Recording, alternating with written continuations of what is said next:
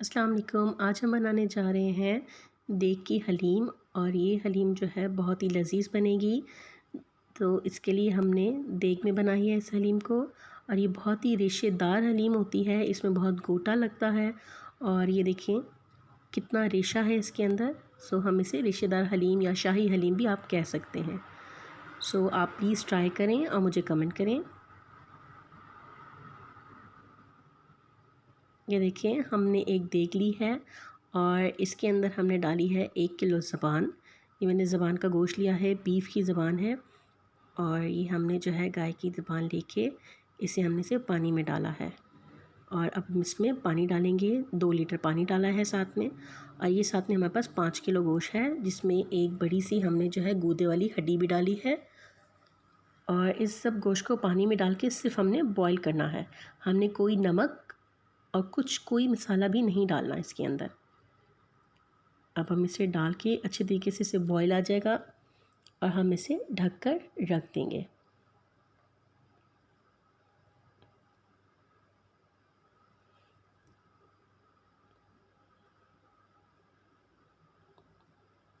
अब आ जाते हैं अपनी दालों की तरफ। हमने लिया है आधा किलो मसूर की दाल और इसी तरह हमने लिया है अब आधा किलो मूंग की दाल। ये येलो वाली मूंग की दाल ली है हमने, ये भी आधा किलो है। और इसके अंदर अब हम डालेंगे, हमारे पास एक गंदम, पूरा हमने किलो का एक पैकेट है गंदम का, वो डाला है।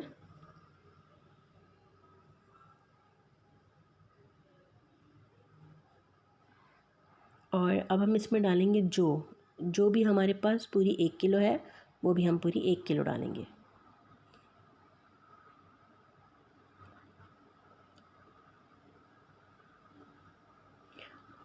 अब इसमें जाएगी चने की दाल, जो वो भी 1 किलो है। साबुत चने की दाल हमारे पास 1 किलो है। अब हम क्या करेंगे, इन सबको अच्छी तरीके से साफ़ करेंगे और वैसे ये साफ़ है। अब हम इसे अच्छे तरीके से जो इसके अंदर कुछ भी अगर चने की दाल में पहले देखेंगे कोई पत्थर वगैरह या कुछ ऐसी चीज़ ना आए, इसी तरीके से साफ़ करके हम इसे पानी में भिगो के 1 से 2 घंटे के लिए रख देंगे।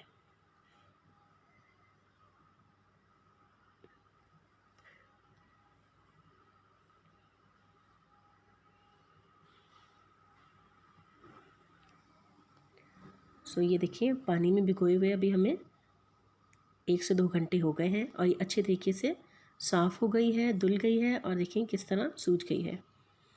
हमने क्या किया है कि एक बड़े से देचके में इन सारी दालों को चढ़ा दिया है, पानी डाल के इसके अंदर पूरे 2 लीटर पानी डाला है, साथ में 7 अदद हरी मिर्चें डाल दी हैं और हमने इसमें कोई मसाला अभी तक से ऐड नहीं किया। ये देखिए ये इस तरह कितनी सॉफ्ट है, डालने से पहले ही ये सॉफ्ट हुई है बहुत ज़्यादा। अभी इसे बॉयल नहीं आया, जब ये बॉयल आएगा तो बिल्कुल सॉफ्ट हो जाएंगी। और बर्तन आप बड़ा लीजिएगा देचकी, ताकि अगर ये जो दालें हैं जब ये अच्छी तरीके से नरम हो जाए तो ये ज़्यादा हो जाए। अब मसाले में हमारे पास जो है, आप कोई भी शान का या कोई भी हलीम का, नेशनल का हलीम पैकेट ले सकते हैं। जो आपको अच्छा लगता है आप एक पैकेट वो डालिए।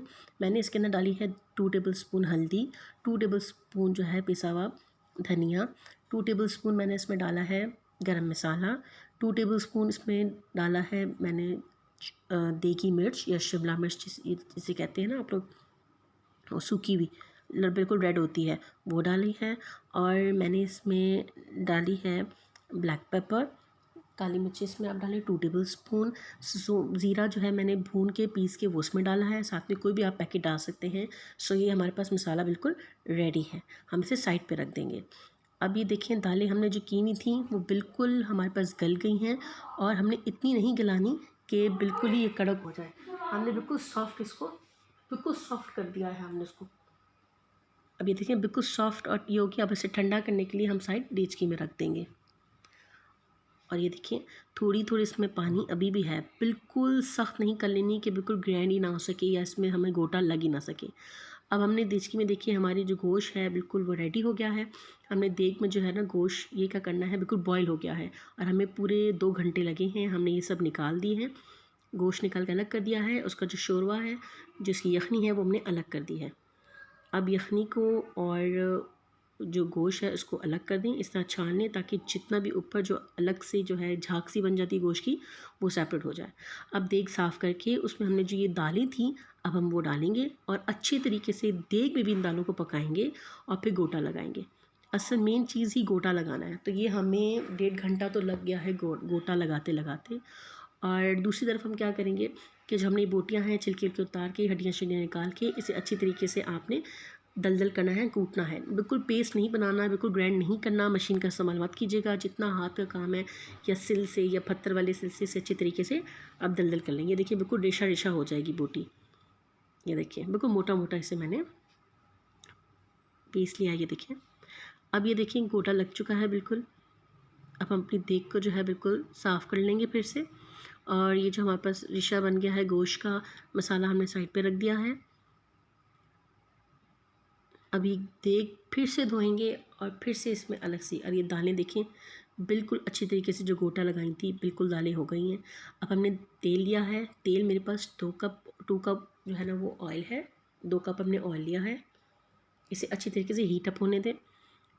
जब ये हीट हो जाएगा बिल्कुल अच्छी तरीके से, ये इसके अंदर जो है ना वो ये नहीं कि बिल्कुल कच्चा कच्चा हो, तेल की भी स्मेल आती है। बिल्कुल देखें बिल्कुल गर्म है। इसके अंदर मैंने लहसुन अदरक का पेस्ट डाला है और ये हमारे पास 3 टेबल स्पून था लहसुन अदरक का पेस्ट। जब ये लहसुन अदरक जो है पेस्ट आई अच्छी तरीके से ब्राउन हो जाए, खुशबू आ जाए, बिल्कुल जलना नहीं चाहिए ना देख के नीचे लगना चाहिए।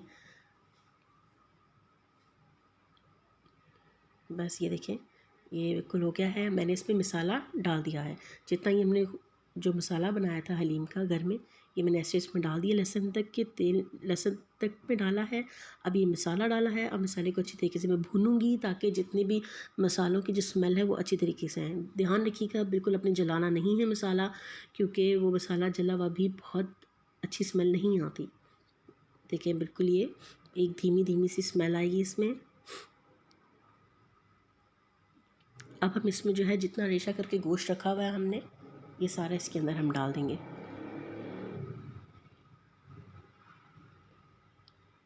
ये देखिए अब हमने ये डाले हैं इसके अंदर।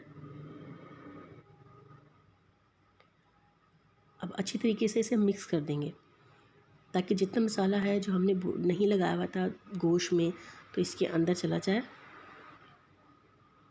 और ये थोड़ी सी भुन जाए। इसे हम फ्राई कर लें, इन बोटियों को भी अच्छा सा फ्राई कर लें। ये हमें 10 मिनट्स लगेंगे। अच्छे तरीके से जो है ना इसमें से हीट और स्मेल चली जाएगी और एक अच्छा सा एक स्मेल और टेक्सचर आने लग जाएगा इसमें। ये देखिए बिल्कुल एक रेशे खुद ही अलग अलग हो जाएंगे, तो गोटा लगाना बहुत ही आसान हो जाता है फिर बोटियों को। 10 मिनट तक इसे अच्छी तरीके से आप भूनते रहें। जब ये अच्छे तरीके से फ्राई हो जाएगी तो हमने जो साथ में यखनी अलग से निकाली है छान के, अब हम वो यखनी इसमें ऐड कर देंगे।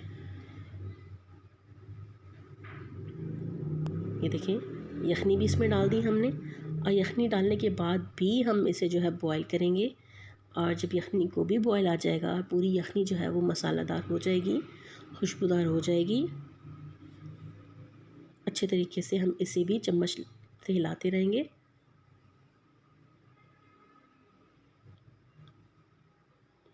ये देखें कि कितने अच्छे तरीके से ये देखें एक अलग सी जो है ना कोरमा स्टाइल इसका बिल्कुल रेडी हो जाएगा।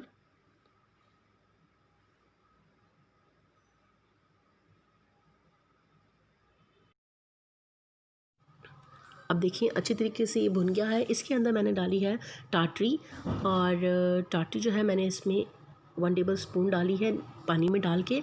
और अब हम इसमें डालेंगे ये दालें, जितनी भी गोटा लगी हुई दालें हैं उस शोरबे में हम ऐड कर देंगे। और बिल्कुल जब ये हो जाएगा बॉयल सब कुछ तो हमने ऊपर तरी आ जाएगी। ये देखिए अब ये जितनी तरी है, तरी वो होती है जो तेल में मसाला हुआ जो तेल होता है वो ऊपर आ जाता है बिल्कुल। ये देखिए सारी दालें गोश्त नीचे ही रह गया है। अभी हमने इसे अलग ग्लास में निकाल दिया है। अब इसे अलग ग्लास में निकालने के बाद हम साइड पे रख देंगे। और इसमें जो मैंने टाटरी डाली थी, मैं आपको टाटरी का बता रही थी, टाटरी जो है ना 1 टेबलस्पून, 1 कप में 1 टेबलस्पून टाटरी मैंने अच्छे तरीके से मिक्स की और मैंने इसके अंदर डाल दी हलीम के अंदर। और वो गोटा लगाने से पहले ही डाली थी, बिल्कुल यही पॉइंट था जब मैंने टाटरी डाली थी। तो आप लोग जो है इसमें अगर टाटरी नहीं है, आप इमली का रस भी डाल सकते हैं। इमली होती है, उसे पानी में भिगोएं और गाढ़ी गाढ़ी जो है ना प्यूरी बना दें और वो उसमें आप मतलब डाल सकते हैं।